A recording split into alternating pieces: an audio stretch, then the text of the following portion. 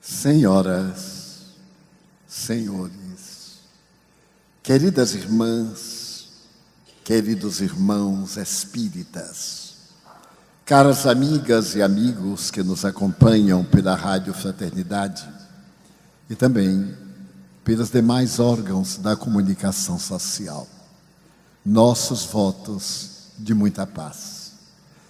Aqueles eram dias semelhantes a estes.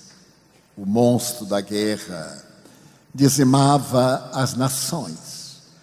O Império Romano havia distendido as suas águias por todo o planeta conhecido. A dor cavalgava as criaturas humanas, tornando-as ilotas da própria miséria. Foi nesse mare magno das paixões que nasceu Jesus. A figura incomparável do homem galileu dividiu a história da humanidade. Jamais os homens e mulheres foram os mesmos. Ernesto Renan, reiteradas vezes, reporta-se a esse vulto incomensurável que ele denominou o homem insuperável Jesus. E Ernesto Renan era materialista, representando a cultura francesa, eminente mestre de grego, latim, da Sorbonne, durante o grande período de Napoleão III. A figura de Jesus é considerada a mais extraordinária do mundo. A biblioteca do Senado em Washington assevera que o vulto mais biografado da humanidade é Napoleão Bonaparte. A seu respeito já foram escritas aproximadamente 250 mil biografias. No entanto, Jesus ultrapassou e já foram escritas mais de 500 mil biografias. Nem todas, evidentemente, favoráveis. Algumas delas estranhas. Jesus, o socialista. Jesus, o doce homem de Nazaré. A verdade é que ninguém consegue olhar Jesus, referir-se, sem o amar ou sem o detestar. Porque na sua significação profunda, ele não apenas é o homem histórico, mas é a figura mais dignificadora da humanidade. Antes dele, Alexandre Magno da Macedônia conquistou a terra conhecida e morreu aos 32 anos de idade. Ciro, depois de vagar pelas terras da Ásia, submete também o mundo conhecido. Cipião, o africano, Aníbal, o cartaginês. Mas Jesus supera-os a todos. Até mesmo a figura de Caio Júlio César, que se considerava divino e deixou na literatura as mais belas páginas da língua latina. Esse homem que conquistou o Egito e que se fez dominar pela sabedoria, pela arte militar e, sobretudo, pelos desejos atormentadores da sua alma, assinalada pelo sofrimento. Jesus é semelhante a um aroma que penetra no ar e vai levado a todas as regiões. Em uma obra de Shalom, escrita por um judeu a respeito dele, assevera que a beleza do lírio dos campos não pode ser confundida com a figura incomparável desse homem que mudou a estrutura do mundo apenas com uma frase. Levantou-se e nunca mais a humanidade foi a mesma. A sua frase seria de perpétua direção, desde o momento quando enunciada. Amai-vos. Apenas um verbo colocado no imperativo, E isso será importante para que a plenitude tome conta dos corações. E é exatamente essa proposta que vem fazer, neste momento, uma nova alvorada na terra. Quando ele veio, havia sombra, havia dor, havia miséria. Os poderosos esmagavam com o tacão do desespero os infelizes.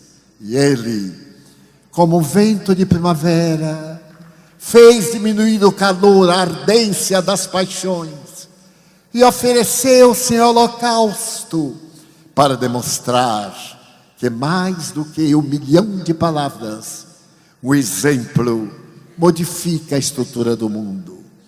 Mas ele sabia que a sociedade não estava ainda psicológica nem culturalmente madura para entender o significado do verbo amar. Mais tarde, no século XIX, Sigmund Freud, ao apresentar as bases da psicanálise, irá dizer que o amor é uma forma de ódio. E esse amor parenteral que nos liga é nada mais, nada menos do que o tormento do coração. O grande cientista austríaco não acreditava no amor, porque ele tinha um grande conflito, um conflito sexual. Nas suas biografias referem-se os melhores escritores. Ele tinha um grande conflito com o pai em relação à própria mãe. Talvez fosse o conflito de Édipo, que ele havia estabelecido como esse desejo inconsciente do filho pela mãe, ou talvez de Eletra, da sua mulher, da sua mãe, por ele na condição de filho. Mas a verdade do amor de Freud é tão característica que quando o pai morre e o féretro se aproxima do cemitério, ele desmaia e não pode acompanhar o genitor naquele momento de despedida carnal. Mas, ao mesmo tempo, ele nos abriu as fronteiras do pensamento para o sexo, a sexualidade. Esse enigma de todas as vidas, particularmente da vida humana. Ele conseguiu perceber a realidade do ser na sua integridade total. Mas desde cedo, criado no grande colégio judeu de Viena, ele se rebelou contra a tradição religiosa, que chamava genericamente de misticismo, e deu à posteridade um legado extraordinário, para que hoje possamos examinar as nossas funções biológicas sem a castração, sem a punição e sem as licenças morais deste período de sombras da sociedade. A mensagem de Jesus, exarada no amor, encontrou as barreiras da ignorância, da sombra junguiana, através da história. Mas para que o amor não ficasse totalmente esquecido, periodicamente nas tempestades históricas, que partem do dia 13 de julho do ano 313 em Milão, quando Constantino abre a quiescência do Império Romano à doutrina cristã, nós vemos a decadência do homem de Nazaré no coração das criaturas humanas. Nasce uma organização sociopolítico-religiosa que se propõe dominar o mundo com as paixões e misérias que ele combatia frontalmente. Mas para que sua mensagem não ficasse esquecida, periodicamente, estrelas luminíferas do pensamento faziam que amanhecesse novo dia daquelas noites tenebrosas da história. E nós vimos a patrística, a grande doutrina que veio estabelecer os postulados da simplicidade, do amor, da vivência, não apenas do homem de Nazaré, mas sobretudo da sua realidade humana como criatura. Ele é tão fascinante ainda hoje, que poderemos ver nele o grande salvador do pensamento cósmico da humanidade. O revolucionário, mas também o homem ternura que amava as mulheres. Amava como jamais alguém as amou, que as ergueu do caos, que lhes deu um lugar de dignidade, banida que foi das palavras escriturísticas desde a lenda degradadora de Adão e de Eva. Foi ele quem a levantou do caos, procurando em um lugar de danos morais, em um bordel, a mulher arrependida das suas próprias angústias. Na praça pública, enquanto uma delas era considerada adúltera, ele olhou para os adúlteros e referiu que somente a mulher caída, porque um homem covarde a derruba e desaparece. A sua coragem em dar-lhes as mãos e erguê-las recebeu a retribuição notável da sua presença na marcha dolorosa na Via Crucis. Todos, com exceção de um jovem de 16 anos, todos o abandonaram, menos João, o adolescente filho da sua tão querida Cafarnaum. E as mulheres, a antiga meretriz, a nobre representante de Roma, uma que levantou um tecido para enxugar do suor em sangue, e aquelas que tiveram a coragem de romper a tradição para estar ao seu lado mostrando a sua grandeza, porque sempre, diante dos grandes vultos, há uma mulher que se destaca no seu anonimato e na sua grandeza. Podemos dizer que Jesus, na sua ânima, vence todos os prejuízos atirados contra o sexo feminino. E no seu ânimos, a grandeza estoica de as amar sem as desejar, de enternecer-se diante do olhar de uma mulher desesperada, ou de alguém que lhe puxou a túnica, e ele sentiu que do seu corpo se desprendeu uma virtude, e ela se libertou daquele estado doloroso da hemorragia que a tornava indigna. É esse homem de Nazaré que reaparece na história periodicamente para não ser esquecido, e que na história é transformado no algoz daqueles que são chamados hereges, quando ele disse que no seu rebanho havia outras ovelhas que não pertenciam à casa de Israel. Aquele que não segregava era mais visto nas tascas, nos bares de má fama, do que diante dos ricaços e poderosos que esmagavam o povo e explorava as multidões. Ele repartiu o pão da amizade, tão raro. É muito mais fácil dar uma códia de pão do que um abraço no miserável. É muito mais eloquente oferecer algo que é tirado ao cão, a miséria, do que defender-lhe a pequenez e dar-lhe a grandeza da cidadania. Jesus é esse ser sociológico que se fez pequeno porque era grande demais. E por ser tão grande, abarcou a humanidade num grande abraço. E teve a ocasião de dizer que ele é a luz do mundo e que a nossa luz deve brilhar.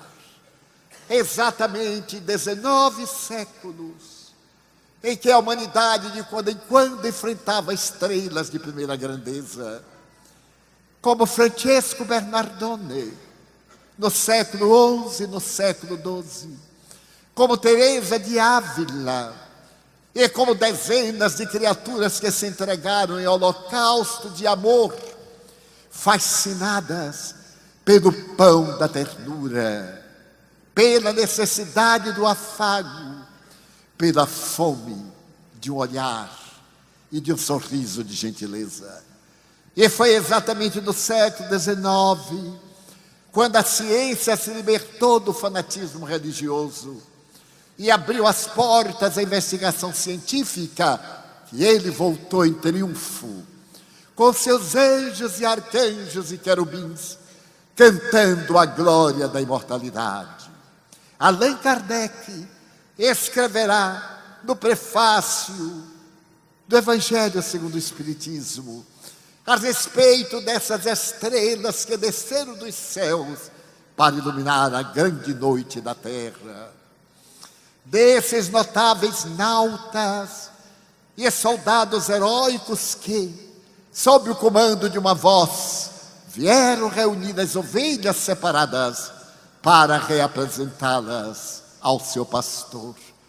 Mas desde lá, daquele alvorecer suave, porque um segundo depois da meia-noite já é madrugada, ainda dominam as trevas, mas é a alvorada que vai culminar no meio-dia, na plenitude do sol, na claridade luminífera, que tanto clareia por fora, como ilumina por dentro.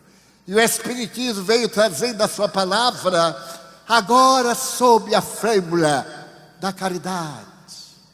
Essa caridade que é o amor na sua expressão mais elevada, que é o cântico de ternura, capaz de nos igualar a todos. Asseverou Allan Kardec que jamais encontraríamos uma aristocracia que tivesse os mesmos valores, porque somos consciências psicológicas diferentes umas das outras, mas haveria sim uma aristocracia moral, aquela capaz de oferecer-se pela construção do mundo novo. E foi a partir daquele dia de sábado, às 10 horas da manhã, no Palácio Real de Paris, quando aparece o Livro dos Espíritos, que começa a grande aristocracia do Espírito, para que alvoreça, para que novamente ressurja a manhã inominável da ternura e da fraternidade. E hoje, quando o conhecimento tecnológico e o científico atinge a sua máxima expressão, e o mundo chora, como naqueles mesmos dias de domínio do Império de Roma, e hoje o império da insensatez, da usura, da perversidade, da mentira, da desonestidade, fazendo-nos temer e tremer, vem uma nova alvorada para nos dizer que estamos em transição deste mundo de provas e de expiações a que fazemos jus, para o mundo de regeneração. Eu me recordo que durante a Segunda Guerra Mundial, na Primeira Guerra Mundial, por volta de 1915, de repente, começou a amanhecer. A Turquia dominava ainda praticamente o mundo. O Império Turco, que havia governado durante muitos anos parte da Ásia e uma parte da Europa, ali em Istambul, a cidade dos dois continentes, hoje ligados por uma ponte e separados por um braço de mar. Algo curioso aconteceu. A humanidade conflagrava. O mundo oferecia vítimas ao monstro da guerra, quando de repente a Turquia se levantou contra a Armênia. A Armênia era um enclave que até hoje se encontra no solo turco. E naturalmente as paixões raciais e étnicas, aquelas nacionais e pequeninas das criaturas humanas, que esquecem que a terra é a nossa mãe, e que somos terráqueos, portanto somos irmãos, de diferentes cores e sabores. Então resolveu realizar um dos maiores genocídios da história, destruir a raça. E no começo, portanto, de 1915, a Turquia armada até os dentes invadiu a Armênia pequenina, e sem nenhuma possibilidade de vida. Em 1 ano e 6 meses, Foram dizimados 1.500.000 armênios, que não tiveram necessidade nem ocasião, sequer de dar-se conta que era uma guerra. Por volta de setembro de 1915, em uma aldeia perdida nas montanhas, na porta de uma família modesta, um grupo de soldados turcos derruba a porta, invade a casa, sobe ao primeiro andar. A família está reunida à mesa para o de jejum. Os pais, nas cabeceiras do móvel, e duas mocinhas de 12 e de 15 anos, nos lados da mesa. Um homem de baixa estatura, o cap descendo até a testa, quase que impedindo que os seus olhos oblíquos tenham oportunidade de ver. Saca do revólver e atira no homem. De imediato, numa gargalhada, atira na mulher. As jovens, eletrizadas, entram em pânico e ficam estáticas. A mais jovem é agarrada pelos cabelos e jogada à soldadesca. São lobos ferozes, bípedes, animais atrasados. Ali mesmo, eles invadem a intimidade do corpo e da alma e matam-na, no prazer desesperado das paixões mais sórdidas do ser humano. E ele olha de 15 anos e arrasta pelos cabelos, descendo a escada e leva para uma propriedade adquirida pelo crime nos arredores. Atira no meio de outras escravas brancas para servir-lhe de pasto e aos seus coevos nas noites de orgia e de degradação. Passam os anos. E 1 ano e meio depois, a Armênia esmagada é vencida. A humanidade procurou não escutar, porque nunca há lugar para os pequenos, para as minorias. Recentemente, no ano passado, o Papa Francisco, esse cristão que a humanidade tem nesses dias, teve a coragem de falar do genocídio praticado pelos turcos. E abalou o mundo, abalou a Turquia, porque não convinha às grandes nações naquela época criar um caso político com o grande país turco. Mas a tragédia ficou da história. Passaram seus anos. Mais ou menos por volta de 1927, em uma clínica considerada a melhor clínica da capital da Turquia, chega um paciente, trazido por uma ambulância, em estado deplorável. Ele era portador de uma problemática orgânica misteriosa. O seu corpo estava vencido por uma enfermidade desconhecida. Ele era uma ferida imensa. A carne apodrecida largava. E então, o diretor da clínica diz, mas não há lugar para esse homem. Ele vai morrer dentro de algumas horas. Mas não havia onde também deixá-lo. Tratava-se de uma autoridade militar. E logo, o diretor da clínica procurou colocá-lo em um lugar bem distante em que ele ficasse isolado. O odor da carne humana em putrefação é dos mais terríveis. E todos sentiam-se mal diante daquele homem que mal respirava. Deixá-lo morrer. Os médicos e paramédicos recusaram-se. Como atendê-lo? Ele vai morrer dentro de algumas horas. De quando em quando ele urrava de dor. Foi quando o chefe da clínica viu uma jovem enfermeira que era o exemplo da sisudez, do silêncio e da melancolia. Excelente! Chamou-a e disse-lhe, você seria capaz de fazer companhia a este homem que está morrendo? Ninguém o quer. Não é necessário fazer nada por ele. Basta ficar ao lado, até o momento em que ele morra. E ela redarguiu. Quando eu me dediquei à enfermagem, Foi para ajudar os enfermos a terem melhor qualidade de vida. Não apenas o acompanharei, mas também o tratarei. Acompanhou e ficou estarrecida de ver a dermatose. As carnes decompunham-se e ela começou pela face a limpar os braços até alcançar o osso, até alcançar carne viva, colocando substância própria da época, 1927. As ataduras estavam iniciando o seu périplo. Colocar pomadas caseiras. Não havia antibiótico, a penicilina era desconhecida. E o homem não morreu naquela tarde, nem no dia seguinte, nem no mês que se alongou, nem 6 meses depois.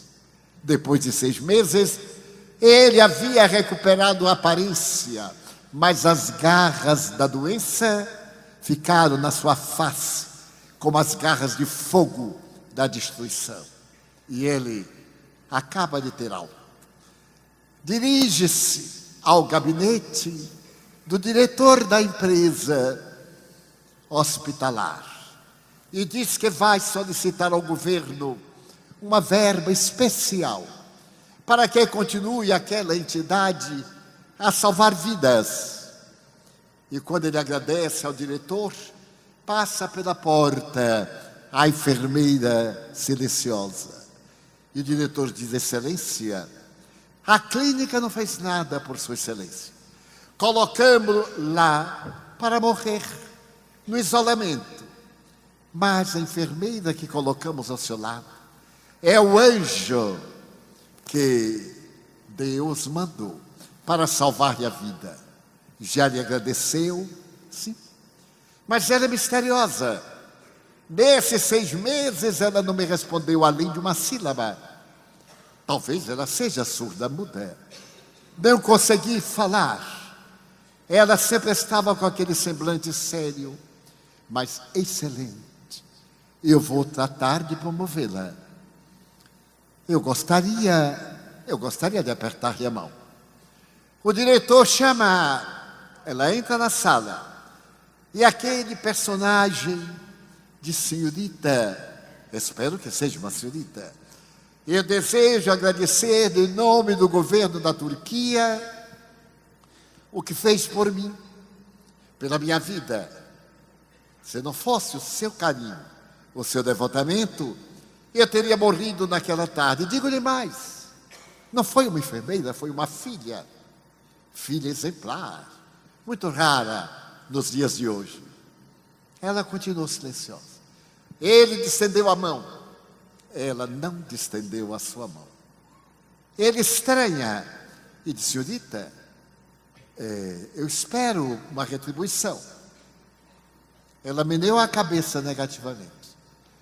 Mas a senhorita esqueceu que eu sou uma grande autoridade do governo da Turquia? Não, Excelência. Falou pela primeira vez. Eu sempre soube que Sua Excelência é uma grande autoridade. Disse ele, interrompendo-a. A senhorita não é turca, porque fala o nosso idioma, aliás, muito difícil, com sotaque especial. É turca? Não, Excelência. Eu sou armena. Da Armênia. Eu me lembro muito da Armênia. Faz 12 anos por aí, eu estive na Armênia. Você certamente deveria ser uma garota. E talvez não tenha ideia. Estávamos em guerra, turcos e armenos. E eu estive lá.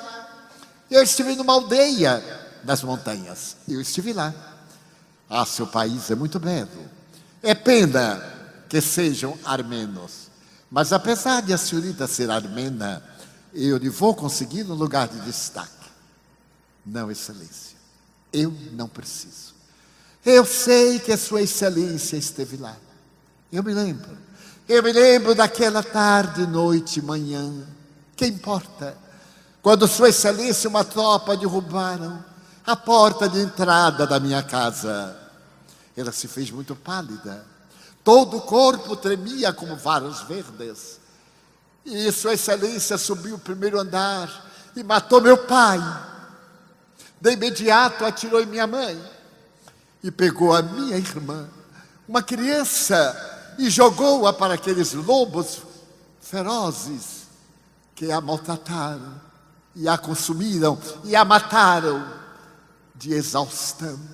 Eu me lembro de como Sua Excelência fez comigo, puxando-me pelos cabelos, escada baixa, e jogando-me naquele inferno em que eu servi de pasto às paixões e doenças de Sua Excelência e dos seus compatriotas miseráveis.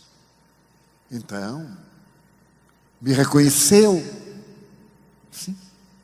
A vítima jamais esquece o algoz, embora o algoz nunca se lembre daqueles que foram suas vítimas. Lembra-me como eu o odiei. E a senhorita me reconheceu? Sim. Na hora, seus olhos, esses olhos miseráveis e pequenos que o cap por pouco não cobriam, o seu gemido, a sua voz rouquinha, eu vivi para matá-lo. Eu saí da minha aldeia para vir aqui à cidade, para vir a Istambul, para matá-lo. Fui estudar enfermagem, porque talvez um dia eu tivesse a oportunidade de encontrá-lo e matá-lo, lentamente, como você miserável, matou a minha família, e outras, e centenas de famílias. Mas eu me tornei cristão. Jesus abriu os braços na cruz e disse: perdoa-os, meu Pai, eles não sabem o que fazem. Eu já não sou muçulmana. Eu ouvi Jesus e ele pedia que eu perdoasse, mas eu não podia perdoar o espanto de minha mãe quando meu pai tombou da cadeira. Nós, estáticas, e eu digo, ele deve ser muito infeliz. São os infelizes que necessitam de Jesus. Eu então o perdoei. Perdoei de todo o meu coração. Agora eu lhe estendo a mão e peço licença para chamá-lo irmão. Alvorecia, naquele momento, entre armênios e turcos, alvorecia uma era nova. A era em que o amor deveria implantar nas almas o reino da esperança. Mas foi por pouco tempo, porque logo depois, um psicopata esquizofrênico, saído do Tirol, gritou para 50 mil jovens em Nuremberg: por onde passarmos, a relva não pode reverdecer. Não teremos compaixão, não desejamos que ninguém nos ame, nós queremos que nos odeie. O ódio é a nossa bandeira. O terceiro Reich vai demorar 1000 anos. Vamos implantar na terra o terror. E a juventude hitlerista, 50 mil adolescentes de 14 a 15 anos, ergueram o braço e gritaram: Heil Hitler! E a humanidade tremeu nas suas raízes. Na noite dos cristais, com a morte e a destruição dos negócios dos judeus nos países conquistados pela Alemanha. E a partir de 1º de setembro de 1939, veio a terrível calamidade que matou aproximadamente 100 milhões de pessoas. Inutilmente, porque o terceiro Reich não sobreviveu sequer 30 anos, porque o mal não sobrevive. É como a noite é a ausência da luz. É com a névoa que o calor derrete. Ela é a ausência do bem. E o terceiro Reich fez-se consumir os seus campos de concentração, de trabalhos forçados e de extermínio. São uma sombra dantesca de uma era que está acabando.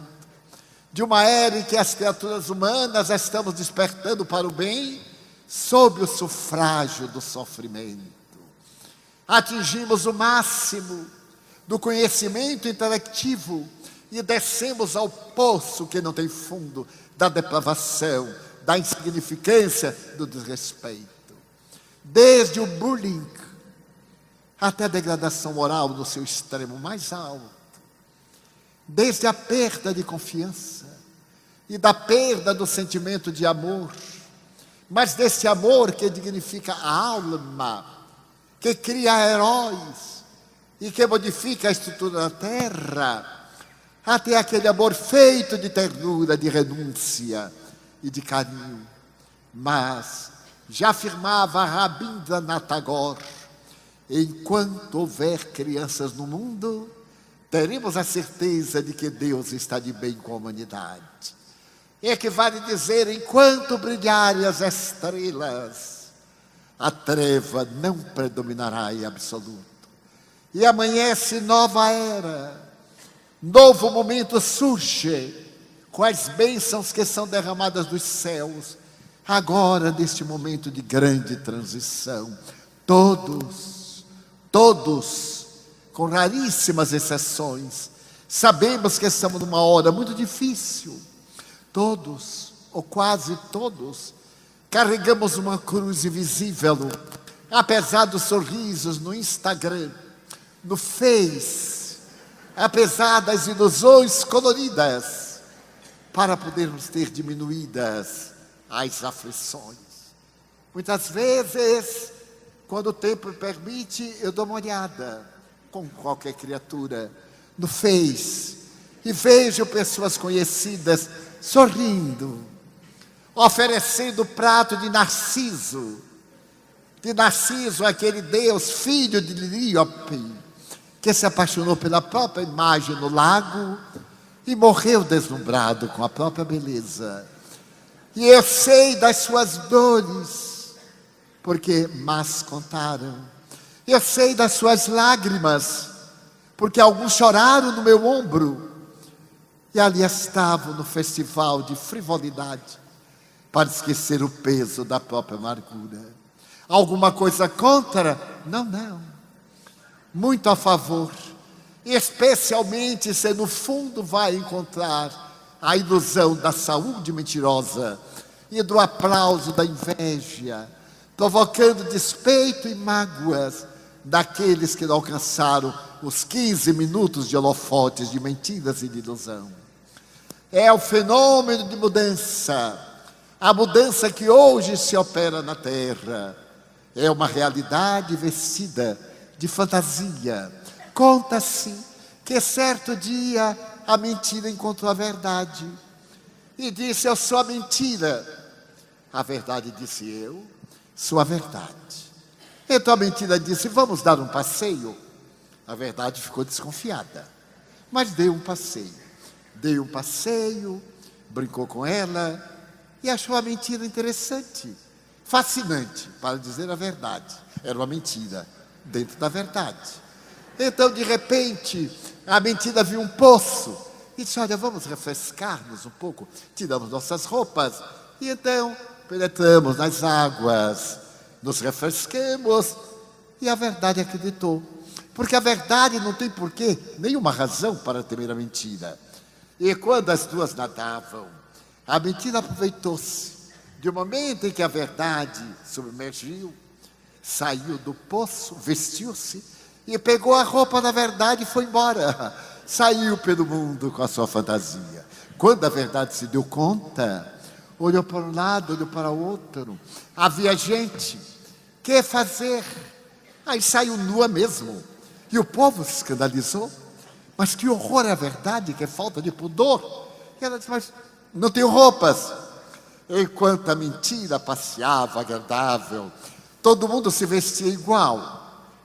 Mas lentamente, as pessoas foram notando que a mentira veste-se de fantasia.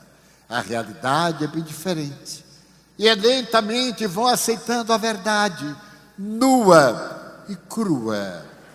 É o que está acontecendo na atualidade.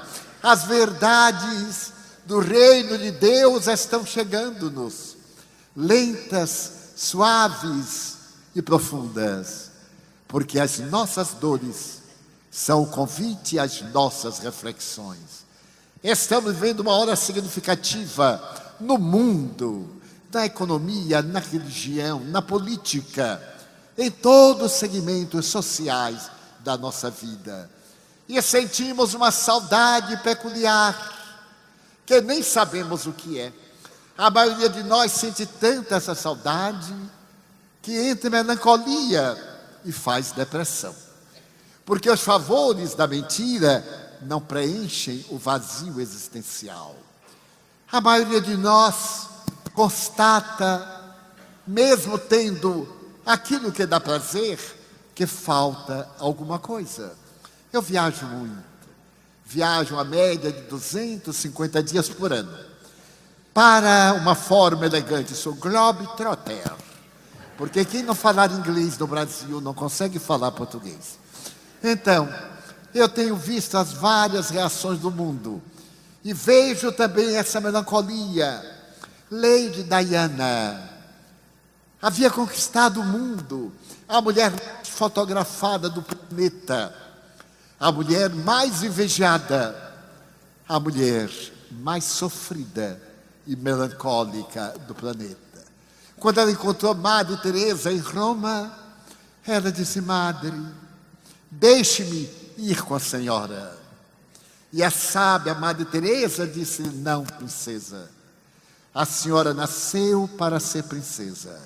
Se a senhora vir ter comigo, será apenas uma a mais, irmã de caridade. Mas se a senhora ficar no palácio de Kensington, a senhora será minha única irmã de caridade na coroa britânica. Eu a nomeio irmã de caridade lá, para diminuir o seu vazio existencial. Lady Di, sem constrangimento, chorou.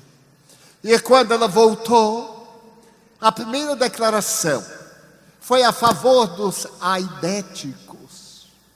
Ela foi ao hospital de aidéticos, apertou as mãos, abraçou os aidéticos, e a rainha da Inglaterra se opôs. Os jornais caíram sobre ela, chamando-a de frívola. Ela era a mãe do futuro rei da Inglaterra. Era a ex-esposa do príncipe herdeiro. E ela estava correndo um grande risco. A nobre Elizabeth II afastou-se, mas ela não deu importância. Ela foi a Angola para ver o número daqueles que as minas terrestres haviam destruído o corpo, braços, pernas, vista. E começou uma campanha internacional para que as minas terrestres sejam varridas do mapa da guerra. Angola tem mais minas terrestres que não podem ser arrancadas. A guerra terminou há mais de 15 anos, mas as bombas estão matando ainda. E Lady Di se tornou aquela suave jovem, agora alegre. Havia preenchido o coração e praticamente ameaçou o Império Britânico de casar-se com um muçulmano, para poder colocar aquele de quem temos saudade, Jesus, no coração. Ergo bonus pastor sum. Eu sou o bom pastor. E as minhas ovelhas me conhecem. E eu as conheço também. Que saudades nós temos de Jesus. Da figura incomparável deste homem, a quem os Espíritos se referem como sendo o exemplo máximo, como sendo o modelo, o guia da humanidade. Na hora em que conseguirmos que brilhe a luz dele em nós, não mais colocaremos a luz sobre o alqueire, mas no velador, para que ela clareie. Nós seremos essa luz a esparramar-se, acabando com as trevas da atualidade. Ele hoje nos chama e pede que apliquemos a nossa inteligência na emoção superior da solidariedade sem fronteiras, da fraternidade sem barreiras, do amor sem limite. Nunca tivemos tanta sede de amor como agora. Há poucos dias, dizia-me um mendigo, eu estava esmoleando, irmão Divaldo, quando uma dama que carregava algo de um supermercado deu-me uma colha de pão. Ela abriu a sacola, deu-me o pão, mas o seu olhar, eu não me esqueço nunca mais. Era um olhar de ternura, não era compaixão. Ela quis dizer, tome meu irmão. Não teve coragem. Os preconceitos. Eu amei a esta mulher. E agora eu vou sair da mendicância. Eu vou trabalhar. Eu vou ser cidadão. Aquele olhar levantou-me. Foi a primeira pessoa que me olhou como gente. Eu sou gente. E é por isso que eu entrei na fila para também falar com o irmão. Porque eu sou gente. Eu disse, que pena que eu não tenho aquele olhar. Mas pelo menos eu lhe vou dar um abraço que sempre desejei receber e que eu nunca recebi. Levantei com 3 hérnias de disco e dei um abraço discado. Apertei o homem e ele chorou no meu ombro e eu chorei no seu ombro. E hoje eu pergunto, será que eu chorei foi da dor da hérnia ou foi do amor por ele? Eu acho que foi dos dois. Então nós temos essa fome de ternura que todos podemos doar. O mundo não muda, nós é que mudamos para que o mundo mude. É o jogo do verbo mudar. É por esta razão que nos dicionários modernos, principalmente no Aurélio, surgiu um verbo novo, o verbo pasear, fazer a paz. A paz era substantivo, e agora é verbo, eu paseio, tu paseias, ele paseia. Então necessitamos de pasear, com saudade de Jesus. Temos necessidade de que Ele venha ter conosco, em nossas noites solitárias, apesar de alguém ao nosso lado, e mal dormidas, para que Ele venha dizer, ame, mesmo que não receba a resposta do amor. A resposta do amor que eu trago à humanidade, diz Ele, é feita de ternura e de compaixão. Então olhemos os nossos irmãos e iniciemos esse amanhecer. Eu sei que ainda tem treva, mas logo mais o astro rei estará brilhando e a humanidade estará repetindo a enfermeira, apertando a mão do seu algoz e chamando de irmão. Não esperemos que os governos façam isso por nós. Se nós não tivermos a paz da consciência reta, do caráter límpido e da palavra saudável, continuaremos nesse tormento que nos aflige, que nos dá inquietação, e buscaremos o feice como fuga e terminaremos na depressão como realidade. Por isso que o Senhor nos diz docemente, vinde a mim, tomai sobre vós o meu jugo, recebei o meu fardo, leve ao fardo, meu jugo é suave, vinde a mim, que sou o vosso amor, a vossa necessidade. Almas queridas, corações afetuosos que me ouvis, saí como semeador de bênçãos e levai a palavra de amor em vossos corações. Nunca estamos a sós, jamais. Os dois mundos, ou o mundo em duas faces, mescla-se um no outro. Aqueles a que amamos e viajaram antes de nós, voltam para enxugar-nos o suor da face, as lágrimas dos olhos, a dor no coração. Mas também aqueles a quem prejudicamos, aqueles a que ofendemos, voltam para cobrar-nos o mal que lhes fizemos. Amemos e modifiquemos a estrutura da terra, lembrando que já temos a luz do conhecimento da verdade. Ninguém morre, transferimos-nos da indumentária física para o espiritual, mergulhamos nas células atômicas do futuro corpo, até atingirmos a plenitude e podermos louvar a Deus. Quanto nós temos para dar, quanto nós temos para louvar.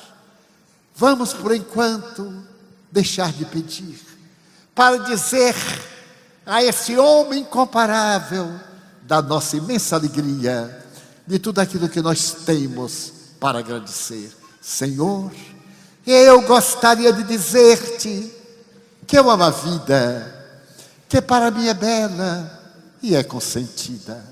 Muito obrigado, Senhor, por tudo que me deste, por tudo que me dás.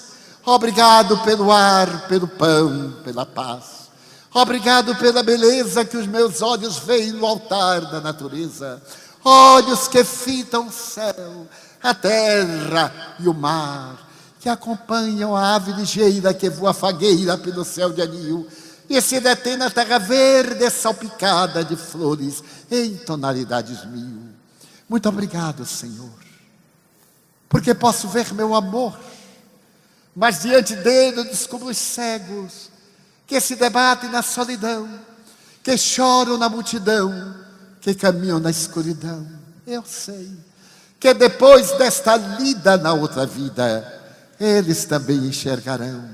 Muito obrigado, Senhor, pelos ouvidos meus, que me foram dados por Deus, ouvidos que ouvem a música do cancioneiro, a melodia que embala a alma do mundo inteiro. Mas diante da minha audição, eu percebo na terra os surdos, que não conseguem a voz captar, e por eles eu me ponho a orar, porque eu sei que depois desta dor, no teu reino de amor, eles voltarão a escutar.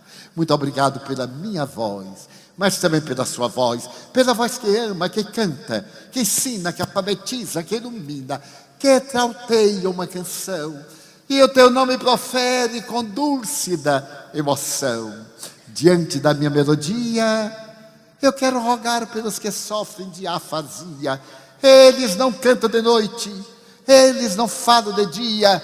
Oro por eles, porque eu sei que depois desta prova, na vida nova, eles cantarão. Obrigado pelas minhas mãos, mãos que aram, mãos que semeiam, mãos que agasalham, mãos de ternura, que libertam da amargura, mãos que apertam mãos, mãos dos adeuses, que limpam feridas, que enxugam lágrimas, suores das vidas, pelas mãos que apertam mãos, mãos que atendem a velhice, a dor, o desamor, mãos que no seio embalam o filho de um corpo alheio, sem receio, e pelos pés que me levam a andar sem reclamar. Obrigado, Senhor, porque eu posso caminhar. Diante do meu corpo perfeito eu te quero louvar, porque eu vejo na terra aleijado, marcado, amarfanhado, que não se pode movimentar. Eu oro por ele, porque eu sei que depois desta expiação, na outra reencarnação, ele também bailará.